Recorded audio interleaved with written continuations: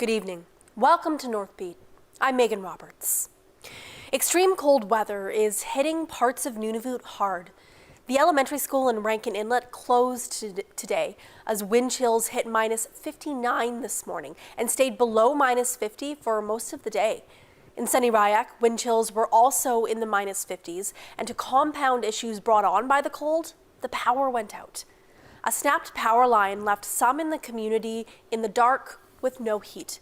It took Kudlik Energy Corporation about 8 hours to get the power back on.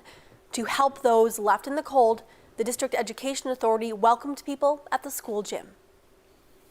We welcome them when the power is out. We keep the school open when this happens because it has a generator, a kitchen, and bathrooms.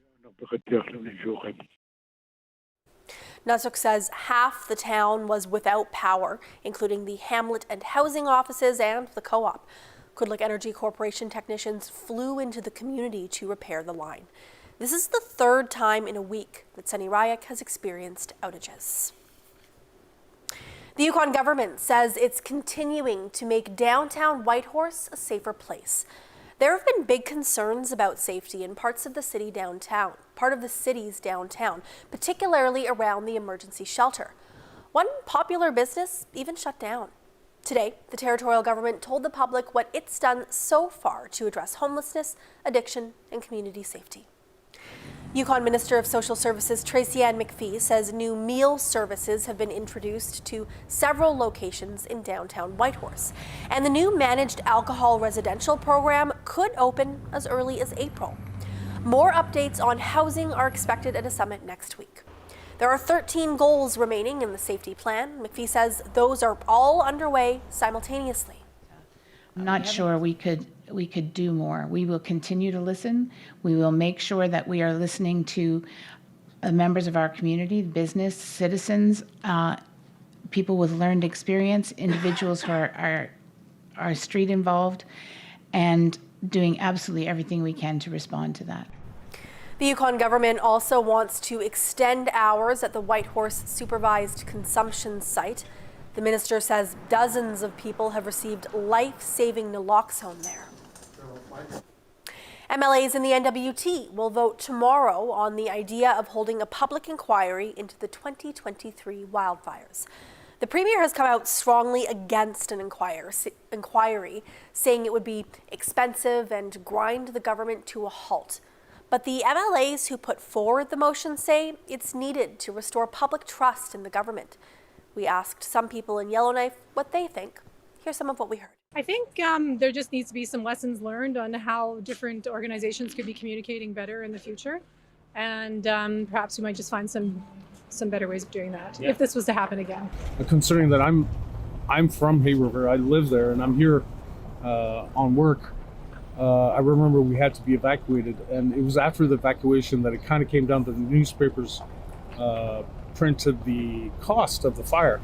And I'm really curious as to where all this money was spent into and how we're going to afford to pay for it. So, if that's what public want, I guess I don't think I fully understand everything about it, and so I feel like I'm not super knowledgeable on the subject. But I think if people want to know more about what's going on, then they should definitely be able to. To a certain extent, it's an act of God, but at the same time, it depends on whether or not there's any sort of suspicion that there's been a wrongdoing or a misappropriation or failure to carry out some sort of duty for the powers in charge. That could have, if they had, sort of followed rules that were in place, that more damage could have been prevented. If that is suspected, then I suppose a commission of inquiry to find out why such failures occurred would be useful. As MLAs consider an inquiry into fire season, a number of last year's fires continue to burn despite the snow. Smoldering areas like this are a common sight along many NWT highways, and in Alberta and BC alone, nearly 150 are still burning.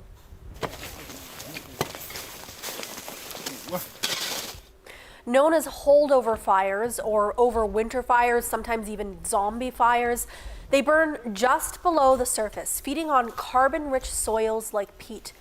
Researchers say the spike in this type of fire is unusual, and it signals the potential for a very active spring. Weather conditions will be a deciding factor, and Western Canada continues to face drought-like conditions. In Alberta, crews are actively fighting the fires and more personnel are being deployed. In BC, some firefighters are worried about what could happen in the next few months as the snow melts and the weather warms. Here's what one firefighter is seeing. As you can see here in northern British Columbia at the end of December 2023, we still have fire burning across this landscape. Well over 3 million hectares has burned and continues to burn throughout the winter. Our fires did not stop burning. Our fires dug underground. We have had some cold days of minus 40, minus 42 Celsius, and on those days, even on those days, the smoke has been puffing out from underground, and you can see smoke all around still. It's the middle of February, and we're still not having snow or precipitation to be able to get into where the fires are. I've seen where the fires are burning into some plantations, so some of the younger plantations, the trees are starting to fall over. I've had friends that have seen candling north of town, so the trees are actually on fire, like what you would imagine in the summertime, like with flames going up the tree. We're heading into our third year of drought in the northeast BC, and so that's exacerbating fire behavior, which there was quite a few weeks last summer where we weren't even able to go out and work on the fires because they were so dangerous. Like, unless we get rain, we're in a pretty emergency situation looking into this summer. And even this week, it's not usually windy like this in February. Yukon First Nations and experts were recently in front of a parliamentary committee to advocate for Yukon River Chinook salmon. They detailed the impacts of declining salmon on their communities and culture, and spoke about the cost of doing nothing. Take a listen. Our families and our community is what I call in a collective trauma state. It's a heart wound. It's a soul wound. It's affecting everything that we are. We are little salmon Carmacks people. Without salmon, where are we going to go? We've been infiltrated by the gold rush and residential school, and we have a lot of things that have already been taken from us and lost. And at this point, the culture, which is the epitome of our whole nation, is also being lost, and that's the salmon. There are so many things that play into the fish camp, and at this point our fish camps are left empty, and you can see it all down the Yukon River. This has been happening for very many years, and it's absolutely devastating to our people. That was Nicole Tom, chief of the Little Salmon Carmacks First Nation. She was speaking to the Fisheries and Oceans Committee in Ottawa. That committee will hear more about Yukon Chinook salmon later this month. Prime Minister Justin Trudeau is in Alberta touting his government's housing policies. In Edmonton, he announced new federal funding of up to $175 million from the Housing Accelerator Fund. The program aims to cut red tape and fast-track the construction of homes.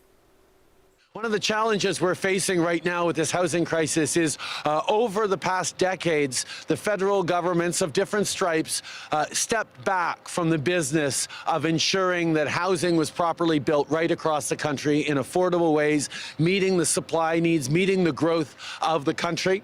So in 2017, with then Minister Amarjeet Sohi, we launched the National Housing Strategy. Over the past years, we were talking about a $2.4 billion investment just in Alberta that has created and restored and refurbished and enabled more than 100,000 homes across Alberta.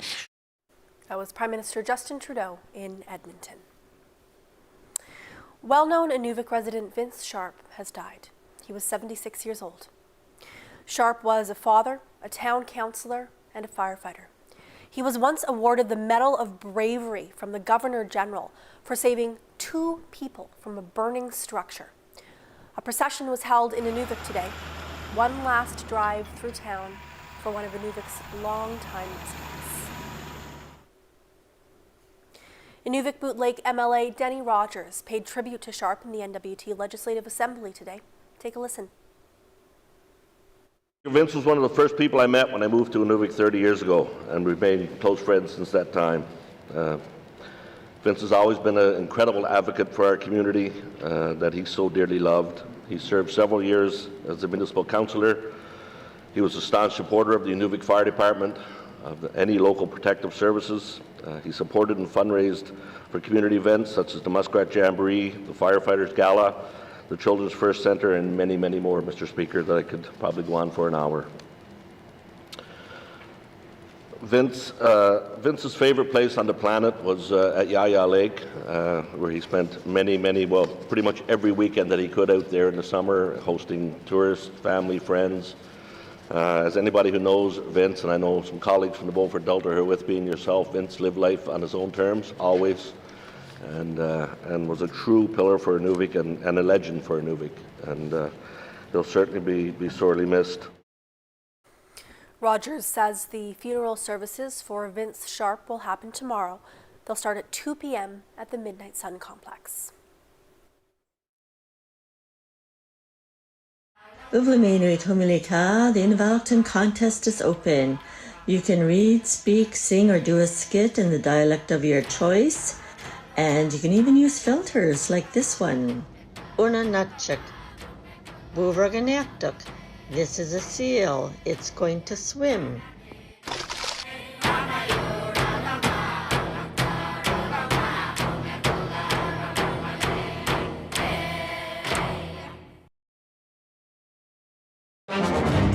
Does public transit really need more police officers? And so this is it. Welcome to the Greenbelt. It is now believed that Titan was destroyed.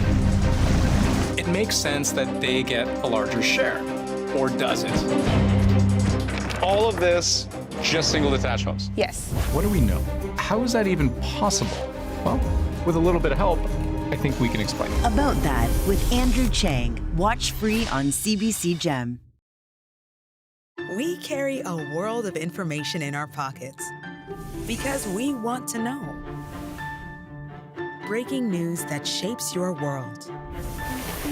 All right. Reporting from the scene onto your screens. It goes on like this, and on and on and on and on. It's news you can trust, delivered when you want, where you want. On Canada's News app. Download the free CBC News app. Bad hair days. We all have them. Even as scientists, I think I know my place. It's not making art. What? This is a whale? That's incredible. I'm piloting a boat in the fjords of Norway. I love this job. You never listen to me. You never think things through. Your honeymoon phase is officially over. We never had a honeymoon phase. You really gonna make me say it? Oh, yeah. Fine. I need you, Max. So much drama. I love it. You ever get tired of that? Stop it. Get tired of that.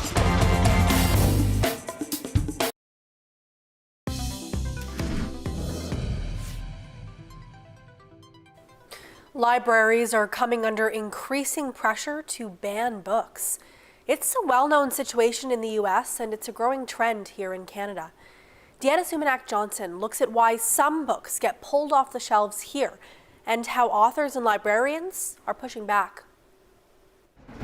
At this school west of Toronto, keeping a well-stocked library is about more than just education. This is not a really very advantaged community, and so a lot of my students aren't necessarily going to travel the world. And so books and story may be the only place that they're going to be able to do that. But maintaining that range of voices for kids to experience has been increasingly under threat. Late last year, children's author Danny Ramadan had his book taken off the open shelves in the Waterloo Catholic schools. It was only available upon request and with the librarian providing the Catholic context. The book, A Tale of a Syrian-Canadian Girl and Her Family, featured a character based on Ramadan himself, a gay uncle. I expected the book to be banned in Florida. I just was extremely shocked when I found out that it was banned here. Librarians say the majority of challenges came from parents concerned about sexuality or gender-diverse themes in books. There's even been a few cases where the challenges to books came from those very communities depicted in the books. That's what happened to author David A. Robertson's book, The Great Bear. Robertson is Cree, and 2 Cree foster children are the heroes of his story. But some of the people who objected to it were also Indigenous, saying the book perpetuated harmful stereotypes. As a result, the book was temporarily pulled off the shelves in the Durham Region School Board. Oftentimes, though, what happens is that the challenges come from a place where there hasn't been a real in-depth study of the literature being done, and so it's coming from a place of ignorance. This expert says that no matter where the criticism comes from, Canadian school libraries have a robust review procedure that should be followed and knee-jerk reactions avoided. You know, we're not trying to defend every book to remain in the system, but what we want is people to go through the right process. Thanks in part to the media attention the bans got, both Robertson and Ramadan's books are now back on the shelves in the school boards that restricted them. Deanna Sumanak-Johnson, CBC News, Toronto.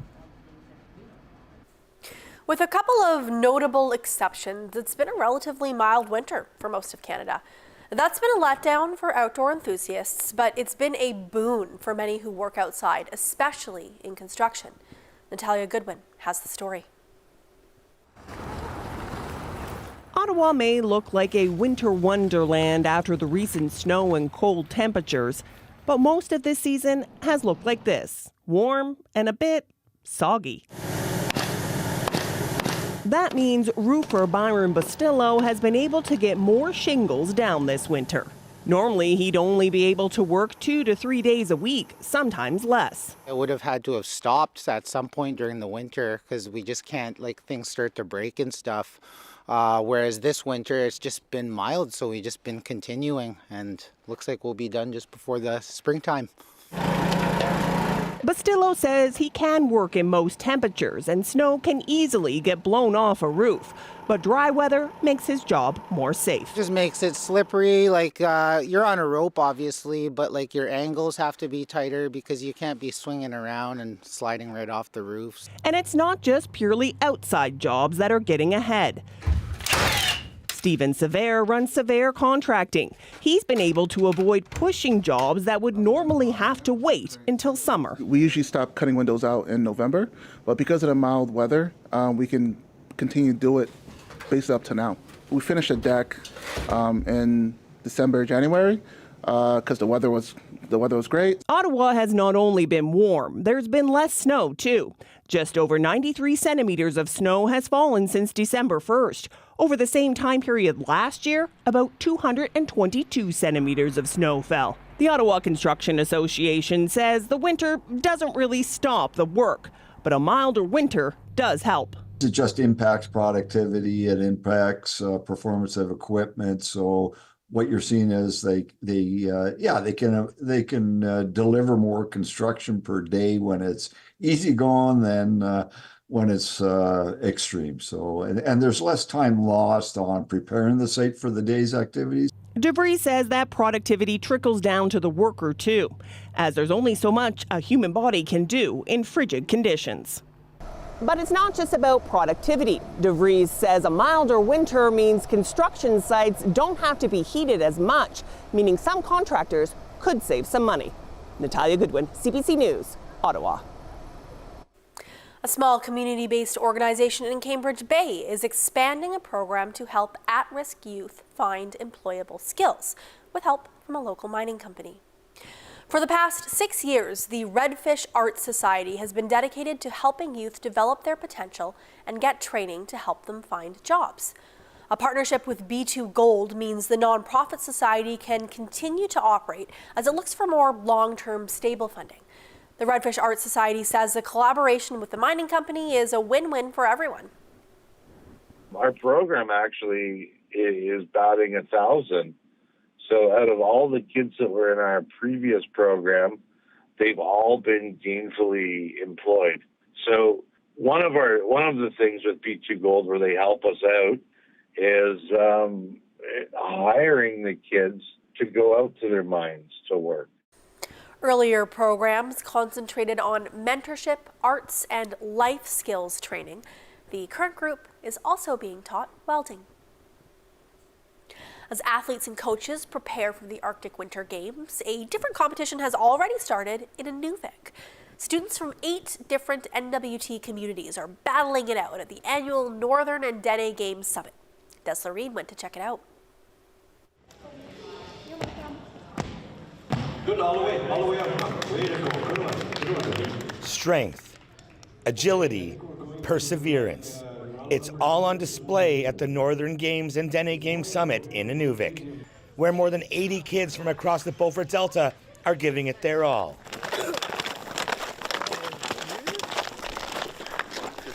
Oh, we've had a pretty good week. I think we've had a few injuries along the way, but the kids are out here, they're trying, they're doing their best, and kids don't give up, man. For these youth, the sports mean a connection to their culture, a chance to break personal records and make new friends. My biggest highlight is when I kicked 7-6 yesterday. 1 foot or 2 foot? 1 foot. The highlight of this Arctic sports is 1 foot, hand games, and probably just having fun. Inuvik Elder Jerry Kassoon agrees the games carry a real significance. It's so good to see these events happening in the school. The traditional games that we've been taught when we were kids, to be in the school here, and have it in the education system, in an education facility. It's awesome. Good to see. Good to be a part of it. The summit is hosted by the Beaufort Delta Divisional Education Council. The closing ceremonies are tonight and will be followed by a dance. Des Loreen, CBC News, Inuvik. You're watching Northbeat. Good throw there by that guy. Okay, it was a big moment for Team NWT at the Scotties Tournament of Hearts yesterday. Skip Carrie Galusha made a historic come-from-behind win.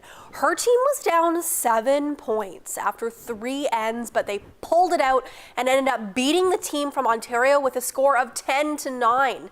Curling Canada says this is the biggest comeback since the national tournament was rebranded as the Scotties Tournament of Hearts in 1982. A new musician is getting some attention after her singing was on a popular TV show. The 4th season of the HBO program True Detective is set in Alaska, but its influences span the north. Charlotte Gumenick is one of a number of throat singers whose work is featured in the show. She says it was a unique opportunity to work with an international group of Inuit artists. Well, there were Inuit from all across the world, like from Alaska, Canada, and Greenland, and so it felt really empowering to see so many wonderful Inuit, talented, really brilliant people coming together and being represented on such a, international level. Gumenick is a fan of the show. She says she's excited that Inuit are being represented. Okay, so what are we thinking? That alibi has to be fabricated. And pull at the seams. And if you're a fan of the TV show Law & Order, I certainly am, then you might want to take note of this. A Toronto version of the popular TV series premieres tomorrow on another Canadian network. It's called Law & Order Toronto: Criminal Intent. Most of the cast members are Canadian, and some plots will be pulled from Canadian headlines. We're learning more today about some of the world's most iconic whale species and how humans are affecting the way these giants communicate. Anand Ram has that story.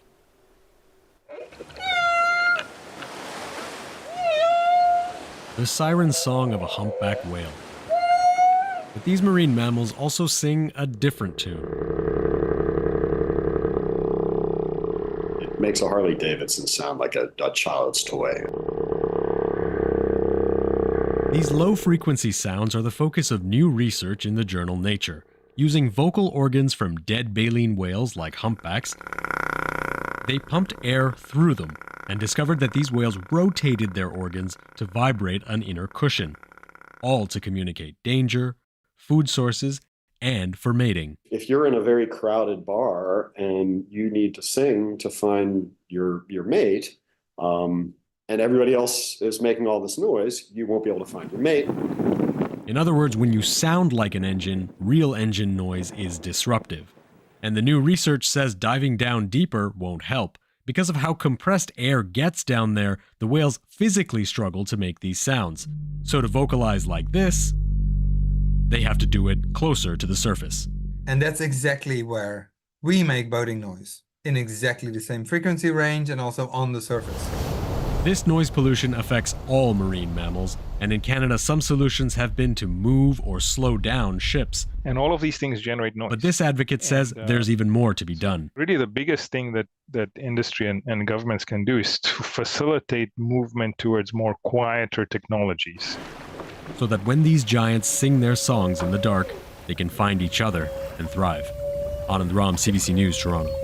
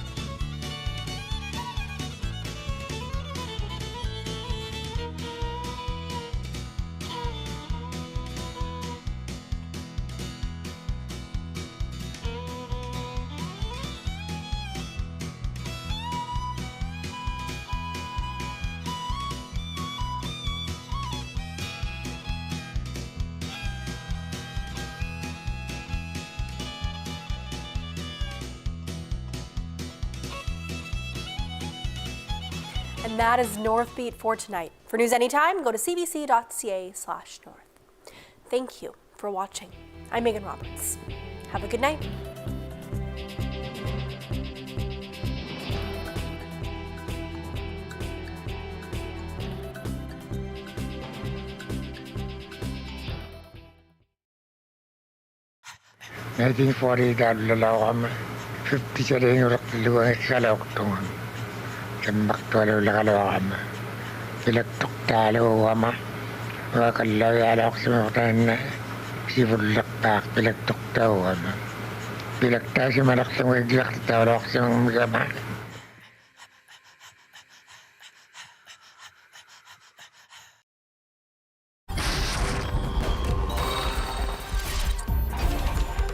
How can any of this be fair? Now you might think, hey, we just need more doctors, but that's not really it.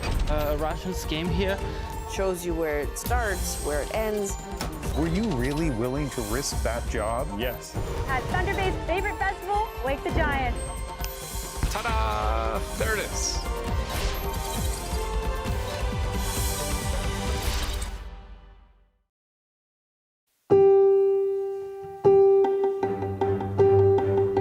Hey, you're some friends, aren't you? Stand here and now you try and blackmail her. You disgust me. Every one of you. Coronation Street. Watch free on CBC Gem. We've won the costume contest every year. Bunny! Oh, you're squishing me. What have we done? You can be this happy too with endless TV shows, movies, and more.